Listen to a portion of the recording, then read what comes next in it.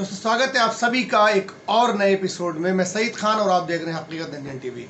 दोस्तों योगी सरकार जिस तरह से सत्ता के नशे में यानी कि अपनी शोहरत के लिए या सत्ता की हनक में जिस तरह से बुलडोज़र चला रही है और लोगों की ताबड़तोड़ गिरफ्तारियां हो रही हैं, अब इसकी मांग उठने लगी है। यानी कि इसको लेके एक हंगामा शुरू हो गया है और इसमें शामिल हो गए हैं सुप्रीम कोर्ट और हाई कोर्ट के जजेस, जिन्होंने आज chief justice of India N V. Ramana को एक लेटर लिखा है और इस मामले में संज्ञान लेने की अपील की है। इस वीडियो में मैं तफसील से इसी पे बात करने जा रहा हूँ। दोस्तों देश में जब भी कोई मुद्दा सामने आता है तो मीडिया ट्रायल शुरू कर देता है, यानी कि उसे दोषी शुरू कर देता है कि इनका ताल्लुक जामिया से है, अलीगढ़ से है, विदेश से फंडिंग हो रही है और ये अवैध निर्माण है। तमाम तरह की बातें शुरू हो जाती हैं और कहीं ना कहीं सरकारें फैसला लेने लगती हैं और पुलिस भी एक्शन में नज़र आती है। लेकिन ये सब कुछ अवैध और गैर कानूनी है। देश में कानून का राज है। आज प्रयागराज में जो कुछ हुआ उसके खिलाफ यानी कि मोहम्मद जावेद का जिस ढंग से घर तोड़ा गया कि उसके वकील ने इलाहाबाद हाई कोर्ट में याचिका डाली है और इसे गैर कानूनी करार दिया है। वहीं इलाहाबाद हाई कोर्ट के पूर्व जस्टिस गोविंद माथुर के बाद सुप्रीम कोर्ट के 3 पूर्व जजों ने बुलडोज़र से लोगों के घर गिराने की कार्रवाई को खारिज किया है।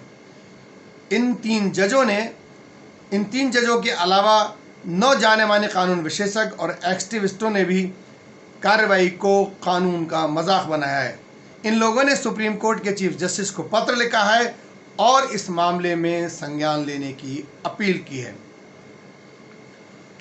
देश में तमाम तीखी प्रक्रिया सामने आ रही हैं। बुलडोज़र राजनीति यूपी से शुरू हुई थी और जिसके बाद यानी कि बीजेपी शासित राज्य से शुरू हुई थी, उसके बाद वो एमपी और गुजरात, आसाम, त्रिपुरा, इन तमाम जगहों पे बुलडोज़र की कार्रवाइयाँ देखी गई हैं। दोस्तों मैं उन लोगों के बारे में बता रहा हूँ जिन्होंने इस कार्रवाई को गलत ठहराया है। जबकि शाम को प्राइम टाइम में आपने देखा होगा कि मीडिया एक जश्न मना रही थी और खुशी का इजहार कर रही थी, जैसे कोई बहुत बड़ा कारनामा अंजाम दिया हो, मीडिया ने कोई बहुत बड़ी सफलता हासिल की हो। और जो मीडिया सही ठहरा रहा था उसको किन किन लोगों ने गलत ठहराया है। पहला नाम है justice V Subramaniam Reddy, former justice supreme court of India.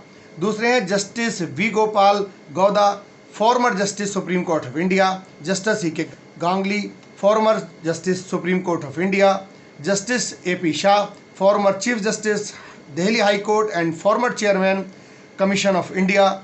Justice K Chandra, former justice Madras high court. Mohammad Anwar, former justice Karnataka high court. Mister Shanti Bhushan, senior advocate supreme court. Mister Indira Jaising, senior advocate supreme court. Mister Chandra Uday Singh, senior advocate supreme court. Mister सिदारू Panchu, senior advocate Madras high court. Mister Prashant Bhushan, advocate supreme court. Mister Anand Grover, senior advocate supreme court.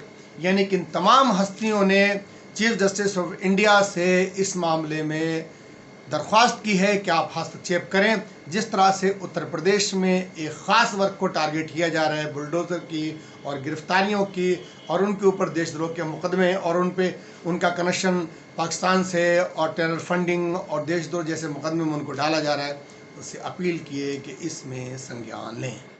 वहीं news 18 लिखता है पैगंबर विवाद, retired जजों वकीलों ने लिखा सुप्रीम कोर्ट को पत्र, कहा यूपी में बुलडोज़र गिरफ्तारी पर एक्शन लें।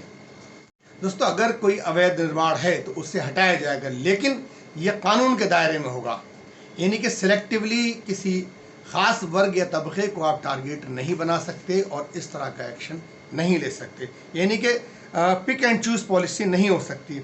केवल किसी व्यक्ति पर अगर अपराध है तो ये किसी प्रॉपर्टी को डेमोलिशन करने का आधार नहीं है।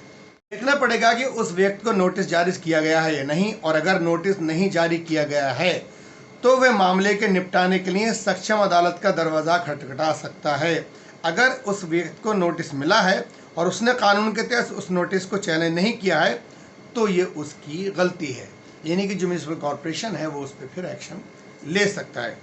मुझे नहीं पता कि प्रयागराज डेवलपमेंट अथॉरिटी का इरादा क्या है, लेकिन वो वक्त जब से कार्रवाई की गई है इससे ये इम्प्रेशन बनता है कि लोगों को एक विशेष वर्ग को सुनिश्चित करके कार्रवाई की जा रही है। दोस्तों, सुप्रीम कोर्ट के पूर्व न्यायाधीश यानी कि पूर्व जस्टिस RB लोढ़ा कहते हैं कि भारत के सभी नागरिकों के लिए कानून की सही प्रक्रिया का पालन किया जाना है।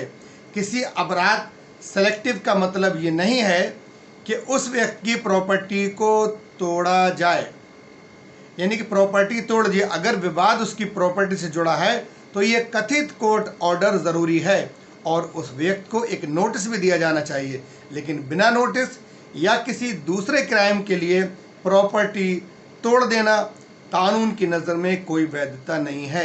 किसी व्यक्ति ने भले ही जघन्य अपराध किया हो, लेकिन इसका मतलब ये नहीं है कि सरकार उसका घर यानी कि उसकी प्रॉपर्टी तोड़ दे।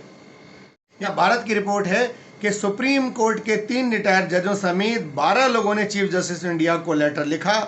यूपी में लोगों के संवैधानिक अधिकार से वंचित किया जा रहा है, लोगों को अवैध तरीके से गिरफ्तार किया जा रहा है और बुलडोज़र चलाया जा रहा है।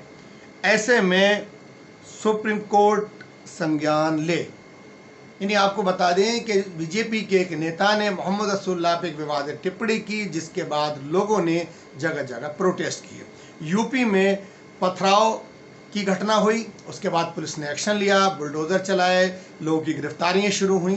ये तमाम मसला, इस मामले को लेके कई लोग अब अलग अदालतों में गए हैं। प्रकरण में कहीं ना कहीं योगी सरकार फंसती नजर आई। अपनी सत्ता की हनक के चलते योगी सरकार ने एक बड़ा फैसला लिया और बेशुमार लोगों की गिरफ्तारी हुई, कई जगह गोली चली, कई लोग अरेस्ट हो चुके हैं, कई लोग अभी केस हैं, कुछ मकान तोड़े गए। अब कहीं ना कहीं सरकार पे चारों तरफ से दबाव है, यानी कि अब वक्त आ गया है कि जो गूंगा बहरा अंधा बुलडोज़र चल रहा था उस पर अब रोक लगाई जाए। दोस्तों, ये खबर जो थी मैंने अलग अलग अखबारों से, अलग अलग पोर्टल से लेके आपके सामने रखी। इसमें मेरी कोई ज़ाती निजी राय नहीं है। मैं चाहता हूँ कि आप अपने राय कमेंट बॉक्स में ज़रूर लिखें।